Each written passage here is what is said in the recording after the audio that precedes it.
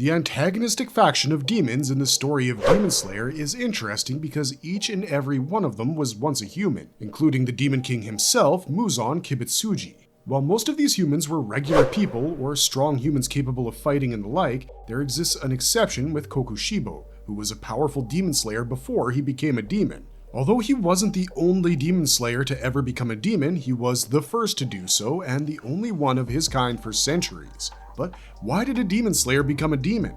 Today's video will take a deep dive into this subject as we go over the entire life of Kokushibo, both as a human and as a demon, to better understand his psyche. Who is Kokushibo? The second strongest demon and the strongest among Muzan's 12 demon moons, Kokushibo is a supporting antagonist in the story whose character is distantly tied to that of Tanjiro's. As the upper rank one, he's substantially stronger than every other demon, barring Muzan, of course.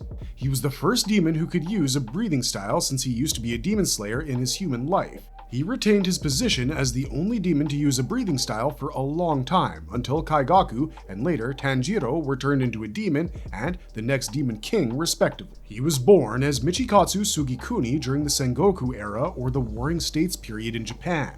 Back then, breathing techniques weren't a thing. At least not until Michikatsu's genius twin Yoriichi developed sun-breathing technique. As someone who always aspired to be the strongest samurai in the land, Michikatsu eventually joined the Demon Slayer Corps and attempted to acquire his brother's sun-breathing technique. However, he failed to adopt Yoriichi's technique despite being his twin. Eventually, he developed his very own style, moon breathing, which, although powerful, wasn't as powerful as Yoriichi's sun breathing. The relentless pursuit of strength led him to accepting Muzan's offer to become a demon, and as the practitioner of a breathing style and an already powerful demon slayer, Michikatsu became the upper rank one. He continued to hope to defeat Yoriichi someday, which was precisely why he embraced demonhood, as it was a shortcut to gaining enormous strength. However, he never achieved his dream. As a demon, Michikatsu, or Kokushibo, wasn't as actively social with his fellow upper-rank demon moons as the likes of Akaza or Doma. Both the upper-rank 2 and 3 desired to defeat him in battle and usurp his position as the second strongest demon after Muzan, but they couldn't compare where they could never compete. Kokushibo was also nigh immortal as a demon, which gave him enough time to develop his breathing technique more so than any other practitioner of breathing styles. This allowed him to develop 16 forms of moon breathing, the highest number out of all styles. It was later revealed that Kokushibo was the ancestor of the Mist Hashira Muichiro Tokido.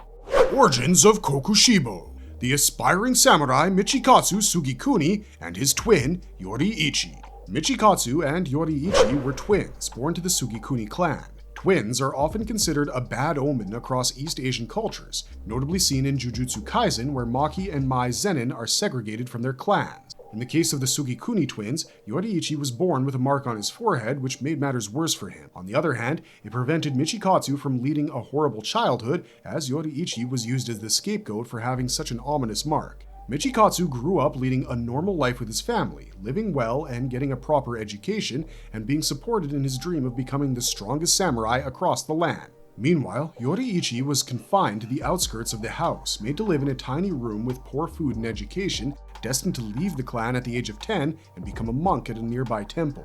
Michikatsu, however, held little ill faith towards his twin and would often visit him in his quarters. Once, he even gifted Yoriichi a handmade but untuned flute, which the less privileged twin went on to cherish. Despite their good relationship, Michikatsu often found Yoriichi pathetic, as the kid would often stick to their mother, more specifically to her left, and walk around while attached to her. Frankly, Michikatsu found Yoriichi deplorable for being such a mama's boy. His desire to become a samurai was supported by his father, who would have one of his best men train him in the art of the sword. One day, Yoriichi witnessed the training session and randomly blurted out his desire to be a samurai like Michikatsu. He was dismissed because he had no choice but to leave for the temple in a few years. Yet, the trainer decided to show Yoriichi a few moves to humor him. To everyone's surprise, the boy took a stance as he applied what he was taught and was immediately able to overpower the man and land 4 blows on him. Michikatsu was astonished, as he had never even managed a single blow on the trainer despite having trained for so long. Later, he asked Yoriichi his secret, and Yoriichi told him that he would take a deep breath and microanalyze all of his bodily motions, such as the blood flowing through his veins, the twitch of his muscles, and his bone alignment. This act would later become the basis for breathing techniques. Michikatsu realized that Yoriichi could perceive bodies as transparent things, as what he had described would only technically be possible if a person could see through living things.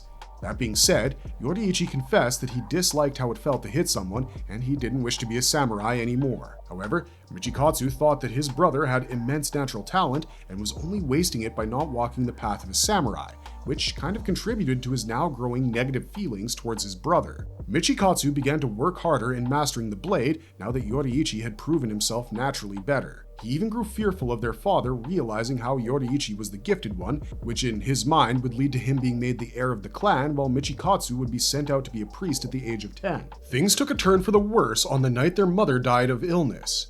Yoriichi arrived at Michikatsu's room to bid him farewell, claiming that he would leave for the temple although he wasn't yet 10. He expressed his gratitude to Michikatsu and showed his fondness for the untuned flute he was gifted, which he carried with him as he left. Meanwhile, Michikatsu could not understand why he would treasure a flute that couldn't even play in tune. Later, he got a hold of his mother's diary, the contents of which helped him learn about her illness and how it affected the left side of her body. He realized that Yoriichi was a genius who had seen through the ordeal, which is why he would support their mother's left side and help her walk. He didn't do it because he was a pathetic little mama's boy.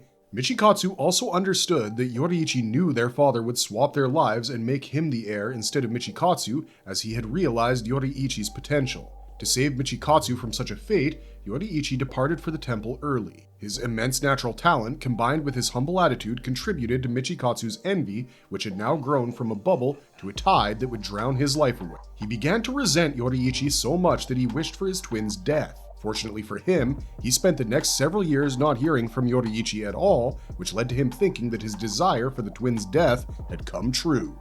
Joining the Demon Slayer Corps! A decade passed, and Michikatsu eventually became a samurai. He even got married to a woman and had 2 children. He resided in a camp with his family and other samurai, but his decent lifestyle hit rock bottom when the camp fell victim to a demon attack. Everyone was murdered, barring Michikatsu, who could do nothing to save his people. It is implied that his family might not have died, or at least one of his kids might have survived had he been there. Before survivor's guilt could become the biggest of his problems, things got worse for him as he came across Yoriichi once again. This Yoriichi was not the pacifist who never wished to pick up a blade. He was a demon slayer who quickly took out the demon and apologized for being late. Michikatsu's jealousy was at an all-time high, and he decided to abandon everything and join the Demon Slayer Corps to get stronger. As Michikatsu trained alongside the others, he witnessed Yoriichi's very own sun-breathing technique, which the genius tried to teach the other demon slayers. Yet, no one was able to emulate it, so Yoriichi altered the technique based on every individual's personal abilities, creating a branch of other breathing techniques such as water breathing, thunder breathing, and the like. However, since a demon's biggest weakness is the sun, no other breathing technique could possibly be stronger than Yoriichi's. Despite being his twin, Michikatsu failed to adopt the technique as well. Instead, he created his very own moon breathing technique, which, although powerful, just wasn't on the same level as Yoriichi's sun breathing. Of course, Michikatsu wasn't happy about it, but his troubles were yet to end. Yoriichi's permanent forehead birthmark was recognized as the Demon Slayer mark, which manifested in other Demon Slayers amidst battle or training, provided their body temperatures and heart rates were high enough and they were in close physical proximity to Yoriichi, since the mark spread by resonating from a permanent bearer to others. However, the mark was said to be a bad omen which claimed a bearer's life by the age of 25. This was precisely why Yoriichi was picked as the twin who would be sent to the temple instead of Michikatsu, since he was born with the mark. Training and fighting in close proximity to Yoriichi resulted in Michikatsu manifesting a mark as well, and as his twin, his mark was permanent, unlike the ones awakened by the other demon slayers. Michikatsu became terrified for his life at that point, fearing that he would die early and never live to see the day where he would surpass or even rival Yoriichi. This became the bane of his existence. Embracing demonhood! How the Demon Slayer finally became a demon! As Michikatsu had begun to live a life fearing for his death due to the mark, he became a prime target for Muzan Kibutsuji, who was planning to create a group of very powerful demons called the 12 Demon Moons. Muzan created his demons by injecting his blood into them, but too much of his blood at once could kill the person. And yet, he would need to inject a strong dose to create a truly powerful demon. Since Michikatsu was a powerful demon slayer who had mastered the moon-breathing technique and possessed the demon slayer mark, and, by extension, the selfless state and an access to the transparent world, he was strong enough to withstand a lethal dose of Muzan's blood. As the offer came to the man, Michikatsu accepted, hoping for demonhood to halt his mortality and aging so that he could see a day where he defeats Yoriichi.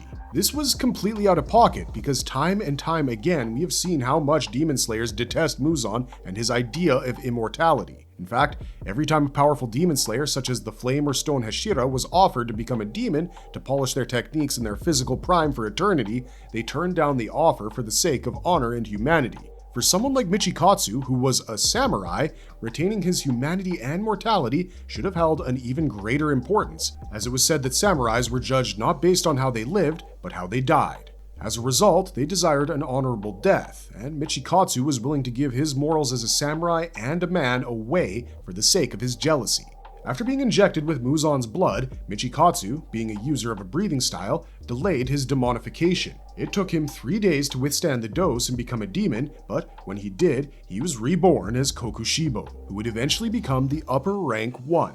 For his first task as a demon, he killed the leader of the Demon Slayer Corps of his time and brought his head to Muzan. Not long after, Muzan encountered Yoriichi and was almost killed in battle by the strongest Demon Slayer in history, proving that even as a demon, Kokushibo was no match for Yoriichi since the man had already managed to easily overpower the most powerful demon. This altercation led to Muzan developing a lifelong fear of Yoriichi and, by extension, his sunbreathing. Meanwhile, news of Michikatsu becoming a demon spread, and Yoriichi took the blame for it, which led to him being exiled from the Corps. Eventually, Yoriichi managed to pass his sunbreathing down to Sumiyoshi Kamado, creating the connection between Tanjiro's bloodline and sunbreathing. There were presumably others who ended up adopting it as well. Due to Muzan's fear of the technique, stemming from how close it came to killing the thanatophobic demon, he made it his life's mission to wipe out every sunbreather. For this, he teamed up with Kokushibo for the task, and they went around killing its practitioners. What made Kokushibo special as a demon was how he retained his human memories. Mostly, demons would forget their human lives and only remember them on the verge of death. However, Kokushibo needed to hold on to his human memories as a demon, since he would lose his purpose as a demon if he forgot Yoriichi and his desire to best his brother. For this, he manipulated his now demonic flesh to be able to counter Yoriichi. The Sunbreather's sword movements were so refined that it was believed one would need 6 arms to mimic what he could do with only 2. That's why the Yoriichi Type 0 battle robot was created with 6 arms. This also became the reason why Kokushibo manipulated his flesh to possess 6 eyes or 3 pairs on his face. Decades later, he did end up coming across Yoriichi once again. His twin was around 80, which was insane for Kokushibo, who believed that Yoriichi would die by 25. However, Yoriichi had survived to witness old age. Meanwhile, he was saddened to see Kokushibo, or rather Michikatsu, in his disgraceful state, so much so that he shed tears for his twin, especially because he knew that he had no choice but to kill the demon, despite their blood ties. This was the moment Kokushibo had been waiting for, but before he could even begin to duel Yoriichi, the much older opponent took his breath and struck Kokushibo's neck before the demon could even grab his sword. Even at the age of 80, the human Yoriichi had proven himself as he had not lost an iota of strength and was easily able to overpower the second strongest demon who had experienced no aging and had a supernaturally enhanced body. Kokushibo was obviously angered and knew that the next strike would kill him. Yet, he awaited Yoriichi's next attack, which strangely never came. What Kokushibo witnessed was baffling. It was at that moment when old age caught up to Yoriichi, who died from natural causes in front of him while standing up. This made Kokushibo furious, as Yoriichi had died from age and not loss. Not once had he been bested in battle, not even by Muzan. Even at an enormously old age, he was invincible, and any chance Kokushibo or anyone would have had of making Yoriichi experience defeat was now gone forever. This skyrocketed the demon's already terrible inferiority complex, and he angrily slashed Yoriichi's body in half. In the process, he realized that his twin still carried his cherished untuned flute. Kokushibo realized how Yoriichi still had love for his brother and ended up shedding tears for him. In the end, he failed to sever their bond forever and carried the flute back, treasuring it himself. Eventually, Kokushibo's human name was lost to history. The final battle and climax: Kokushibo's identity crisis and defeat. We witness Kokushibo in battle during the Infinity Castle arc after Muzan is incapacitated following the Oyakata family's self-sacrifice. Following that, the demon Nakame transports all present demon slayers into an Infinity Castle, scattering them around where they get into separate battles with the upper moons. Naturally, this brings Kokushibo into the battlefield. He'd helped turn Kaigaku, who was Zenitsu's senior in thunder breathing, into a demon not too long ago. The madness kicks off when the Mist Hashira Muichiro is transported into the same room as Kokushibo. The upper rank one was quick to realize that the Hashira felt familiar, which led to his deduction that Muichiro was a descendant of the child he had left behind to become a demon slayer. The battle begins, but despite Muichiro's great swordsmanship and enhanced strength from having awakened his Demon Slayer mark during the Swordsmith Village arc, he is unable to land hits on Kokushibo. He ends up cutting off Muichiro's arm and impales him with his flesh katana, offering him the chance to become a demon. Soon after, the demon flesh-eating human with Marechi blood, Genya Shinazugawa, joins the party, firing his shotgun at the upper rank one, which the demon easily avoids. He then cuts off the boy's arms and torso, but realizes he must be gaining his powers from demons as Genya survives the ordeal. So Genya could ideally be killed by decapitation, but before Kokushibo can manage that, Genya is saved by his brother, the Wind Hashira, Saname. The battle intensifies as Kokushibo fights the stronger Demon Slayer. As per usual, he doesn't refrain from complimenting the Wind Hashira on his skill set. Compared to his clashes against Muichiro and Genya, Saname was a slightly tougher nut to crack for Kokushibo, with the Hashira's Marechi blood temporarily disorienting. However, the upper rank one was still stronger and was about to kill the Demon Slayer, only for his parade to be thwarted by the strongest Hashira of the present, the Stone Hashira, Gyome Himijima. A back-and-forth battle takes place between the strongest of the Demon Moons and the Core, with Kokushibo claiming how he had not fought a Demon Slayer as good as Gyome in 3 centuries. With Gyome's Demon Slayer mark being revealed while the Hashira was 27, Kokushibo deduces how he'll die by the end of the night. As usual, he offers him the chance to become a demon so that he can stay alive and hone his craft. Needless to say, Gyome rejects the offer and brings up Yoriichi outliving the curse, which enrages Kokushibo. During the battle, Kokushibo shows off his blood demon art, which is his moon-breathing style, manifested into reality as he is able to launch flurries of chaotic crescent moon blades with his attacks to incapacitate his opponents. Soon after, Saname rejoins the party and awakens his Demon Slayer mark as well. While the battle continues, Kokushibo eventually gets more serious and locks in, with 3 blades coming out of his flesh katana, which cuts the Demon Slayers in front of the upper rank one. He then begins to overpower the Hashiras, with his attacks slicing 2 of Saname's fingers. The Demon Slayers have no choice but to put their entire power into defending and dodging Kokushibo's superior attacks. With Saname about to be killed, Genya manages to consume a bit of Kokushibo's flesh sword and hair, allowing him to get powerful enough to intervene and unlock a blood demon art. Gyome manages to sever Kokushibo's right arm while Muichiro impales the demon's torso with his sword. Genya launches a barrage of bullets from his shotguns, each bullet altered using his flesh from his newly acquired blood demon art. The bullets reach Kokushibo's system and sprout into vampiric trees, locking Kokushibo in one spot. This allows Saname and Gyome to go in for the kill, with their opponent incapable of movement. Absolutely against the idea of being defeated, Kokushibo unleashes blades from his body, mortally wounding Genya and Muichiro and severely injuring Gyome and Saname. Eventually, the Nichiren weapons of the Hashiras begin to turn red as they go in for the final hit, while Genya uses the blood demon art again to reroute Kokushibo in his place. The sight of the glowing red weapons remind Kokushibo of Yoriichi as he realizes the modern-day Hashiras seem to have surpassed the ones of the past, including Kokushibo himself. This is a bitter thought for the demon, as he would argue about it with Yoriichi being optimistic about a stronger future generation, unlike Michikatsu, who found his twin's optimism annoying. Ultimately, the Hashiras and Genya succeed at beheading Kokushibo. Regrowing a decapitated head, although extremely unusual, is not 100% impossible for a demon, provided they're desperate to continue surviving. It's not like sunlight, where no matter what, the demon can't conquer it unless they consume the blue spider lily. Muzan had managed to regrow his head after being beheaded by Yoriichi. Akaza had regrown his head after having it sliced by Tanjiro, and now Kokushibo was regrowing his head due to his desperate desire to continue living to see a day where he was stronger than Yoriichi. This new ability makes Kokushibo happy, and he celebrates his success over conquering a big weakness. However, he soon sees his reflection in Saname's blade and realizes how his appearance has become more grotesque and monstrous, nothing akin to what it once was. not as a demon, and most certainly not as a human. Tusks and spikes are jutting out of his monstrous body, his head, his back, and his face.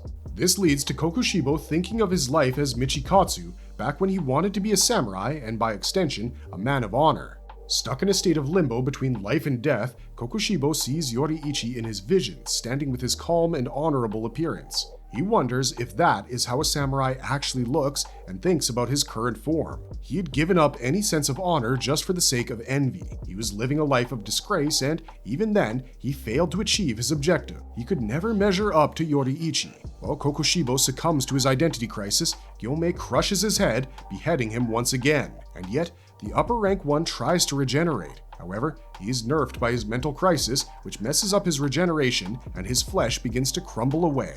He can't even use his blood demon art to counter anyone because of Muichiro's glowing red blade impaling him. Finally, Kokushibo falls to the ground and thinks about how much he wants to forget Yoriichi, and yet his face is the only thing he remembers vividly. He realizes that he didn't want to surpass or rival his twin, but instead wanted to be like him. He accepts how he abandoned everything, especially his honor and the values of the samurai code or the Bushido. In fact, he's responsible for killing Muichiro, who was his last blood relative. In the end, he questions why he was even born, asking Yoriichi for an answer while he fades away. Marvelous verdict! Kokushibo's life is, for the lack of a better word, pathetic. It's funny because that's how he had described Yoriichi initially when he would cling to their mother's left side. It came back to hit him like a boomerang, making him someone who never achieved his desires despite sacrificing every sense of value and morality just to be like someone else. Long story short, he was too desperate to fill shoes far bigger than his feet and ultimately ended up barefoot. With that, today's video comes to an end. How'd you like it? What's your favorite Kokushibo moment in the entire series? We'd love to know your thoughts and more in the comments down below. Don't forget to like and subscribe, and until next time, thanks for watching, stay safe out there, and have a marvelous day.